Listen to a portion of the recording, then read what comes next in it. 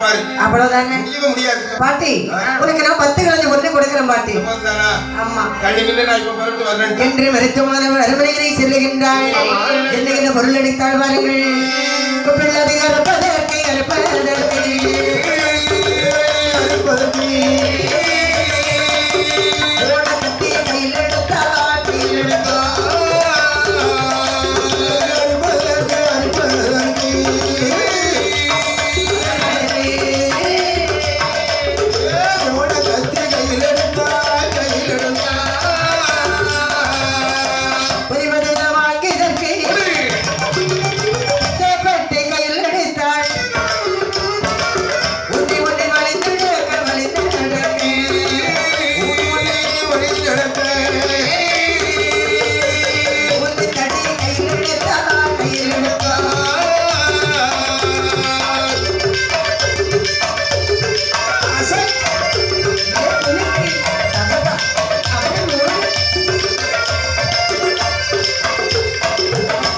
கொப்பில் அறுப்பதற்கு ஒரு கோடக்கத்தை கையில் எடுக்கிறார். சொல்லி வாங்கி போடுவதற்கு ஒரு கொத்தல் பெட்டி கையில் எடுத்தாள்.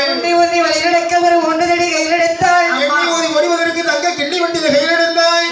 காலிக்கேத்து ஒரு தோல் திருப்பு. சரிதான். தலைமுடிய வாரி எடுத்துட்டா திருப்பம் கொண்டே உள்ளத்துக்கு வச்சுக்கிட்டா. திருப்பம் கொண்டா வெளியில போய் குடிச்ச மாதிரி கொஞ்சம் ஜம்முன்னு இருக்காண்டாமா. பழைய பஞ்சட்டை கலையில பூஞ்சட்டை மூடியை போட்டுக்கிட்டு தெரிய முடியுமா?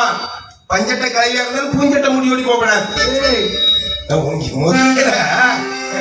அது கொண்ட முடி வைக்கக்கூடிய சமயத்துல பெண்களுக்கு பழைய காலத்து பாட்டிமார்களுக்கு கையில ஒரு திருப்பம் கொண்ட உண்டு இருக்குது. அது திருப்பம் கொண்டை எடுத்து சீவி அதுக்குள்ள வச்சுக்கிட்டாங்க.